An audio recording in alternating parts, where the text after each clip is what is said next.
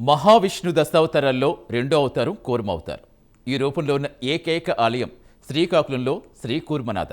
భారతదేశంలోనే కాదు, ప్రపంచంలో ఎక్కడా ఇలాంటి ఆలయం లేదని ఆలయ అర్చకులు గోపీనంబల దాస్బాబు తెలిపారు. ఇక ఆలయానికి సంబంధించి మరింత సమాచారం మా కరెస్పాండెంట్ రవి అందిస్తారు. శ్రీ విష్ణు మహాదేవుని యొక్క దశావతారాల్లో రెండవ అవతారం అయినటువంటి శ్రీకూర్మ అవతారం.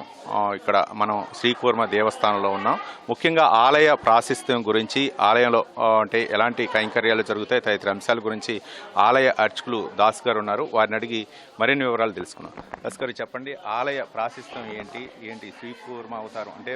మొత్తానికి దక్షిణ భారతదేశంలోనే కూర్మ అవతారంలో ఉన్నటువంటి దేవాలయాలు ఎక్కడా కూడా లేవు. ఈ శ్రీకూర్మ అవతారం అంటే శ్రీ మహావిష్ణు దశావతారాల్లో రెండవ అవతారంగా ఈ కూర్మ అవతారంలో శ్రీ మహావిష్ణువు అయితే మాత్రం అవతరించారు. అంటే ఈ ఆలయ ప్రాశస్త్యం ఏంటి? కూర్మరూప నమస్తుభ్యం దేవై అమృతమందనే మందరం ధారయామాస తస్మై శ్రీకూర్మాత్మనే నమః. దక్షిణ భారతదేశమే కాకుండా యావత్ ప్రపంచంలోనే శ్రీ మహావిష్ణువు యొక్క రెండవ అవతారమైన తాబేలు అవతారం అర్చామూర్తిగా, ఆరాధనామూర్తిగా స్వయం వ్యక్తమై కొలువుదీరినటువంటి క్షేత్రం, ఏకైక క్షేత్రం శ్రీకూర్మం. ఈ క్షేత్ర ప్రాశస్యం, ఆలయ వైశిష్ట్యాన్ని మనకి పద్మపురాణంలో శ్వేతగిరి మహాత్యంలో తెలుపుడు చేయడం జరిగింది. ఈ ఆలయ నిర్మాణానికి పూర్వం ఈ ప్రదేశం అంతా కూడా శ్వేతాద్రి అని ఒక పర్వత ప్రాంతం అని, అరణ్య ప్రాంతంతో ఉండేదని. శ్వేతాద్రి అంటే తెల్లటి మట్టితో కూడుకున్న ఓ పర్వత ప్రాంతం. ఇదంతా అరణ్య ప్రాంతం. ఈ ప్రాంతాన్ని పాలించే రాజు శ్వేతరాజు. అతని భార్య పేరు విష్ణుప్రియ. చాలా అందగత్తే విష్ణు భక్తురాలు, మహాపతివ్రత. వారుండే కోట ఇక్కడికి సమీపంలో శాలిహుండము అని ఒక పర్వతం ఉంది. ఆ పర్వతం పైన రాజావారు ఉండేటువంటి కోట. అక్కడ నుండి ఈ ప్రాంతాన్ని ఆయన ఏలిక చేస్తున్నారు.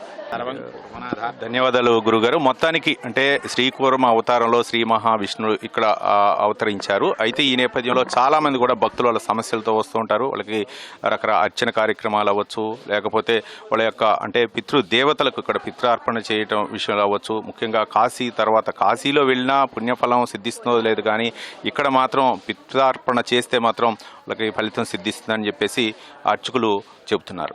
మిగిలిన అంటే అక్కడ భక్తులు వచ్చారు. ఆ భక్తుల యొక్క వాళ్ళ యొక్క మనోభావాలు ఏ విధంగా ఉన్నాయి, వాళ్ళకి ఎలాంటి సమస్యలు పరిష్కారం అవుతున్నాయి, ముఖ్యంగా వాళ్ళని కూడా అడిగి మనం మరిన్ని వివరాలు తెలుసుకున్నాం. మేము మన్యం జిల్లా సాలూరు నుంచి వస్తున్నామండి.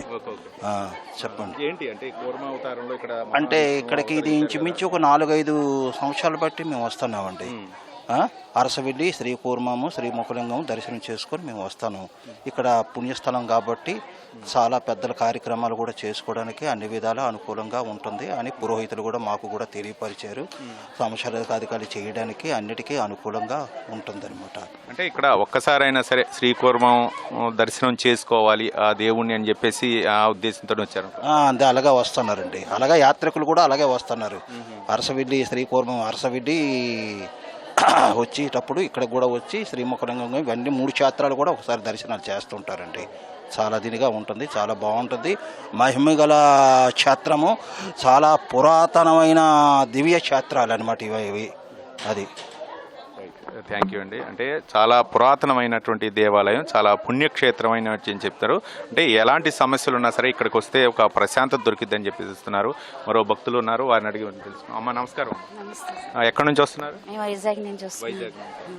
ఏంటి అంటే ఈ కూర్మ అవతారంలో ఇక్కడ శ్రీ మహావిష్ణువు ఉన్నారని చెప్పేసి ఇక్కడికి మీరు వచ్చారు కదా, ఏంటి అంటే మీరు ఒకసారి దర్శించుకోవాలని చెప్పేసి వచ్చారా, లేకపోతే ఏమన్నా సమస్యలు ఎట్లాంటి సమస్యలు అయినా సరే పరిష్కారం అవుతాయి అన్న ఉద్దేశంతో వచ్చారా, లేకపోతే ఎప్పుడైనా సరే సంవత్సరంలో ఒక్కసారైనా సరే మనం దేవాలయాన్ని దర్శించాలనే ఉద్దేశంతో వచ్చారు? అసలు దేవుడు అంటే దర్శించడానికి మెయిన్ వస్తామండి. మా పిల్లలేంటి, మా మామగారేంటి, ఎప్పటి నుంచో ఈయన దర్శించుకోవాలనే ఒక నియమంతో వస్తున్నామండి. అదే రూపైన ఈరోజు కూడా మేము దర్శనం చేసుకోవటానికి వచ్చామండి. ఇది చాలా పవిత్రమైన గుడి అండి, పురాతనమైన గుడి. ఏమండి, లవకుశులు కూడా వచ్చి దర్శించుకునే గుడి. అంత పురాతన గుడి మనం ఇప్పుడు దర్శించుకుంటున్నామంటే మనం చాలా అదృష్టవంతులని చెప్పుకోవాలి. ఈయన చాలా శ్రేష్టమైన ఇదండి, మహిమ గల వ్యక్తి.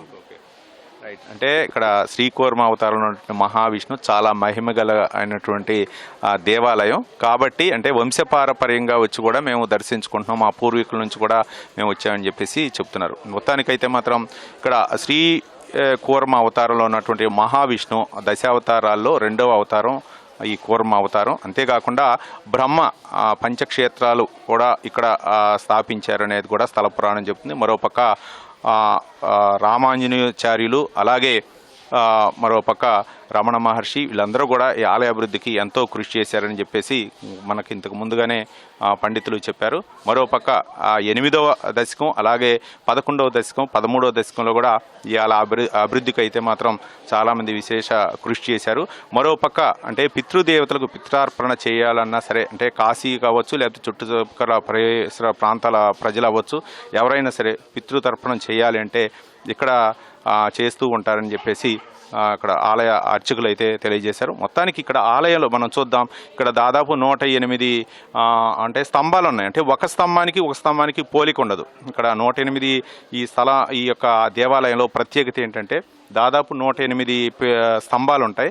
ఒక్కొక్క స్తంభానికి అసలు పోలికే ఉండదు. కొన్ని మనం చూస్తాం దేవాలయాల్లో ఒక పోలినటువంటి స్తంభాలే ఉంటాయి. కానీ ఇక్కడ మాత్రం ఒక్కొక్క స్తంభం శిల్ప సంపద కూడా మనం చూడవచ్చు, సౌందర్యాన్ని.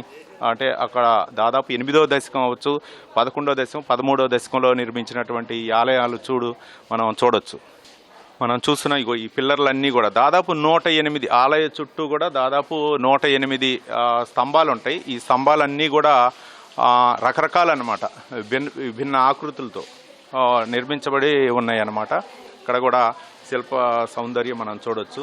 ఈ అవతారాలు మనం చూడొచ్చు. ఒక్కొక్క అవతారంలో మహావిష్ణు అవతారాలు అన్నమాట. ఈ అవతారాలు అవన్నీ కూడా మనం చూడవచ్చు.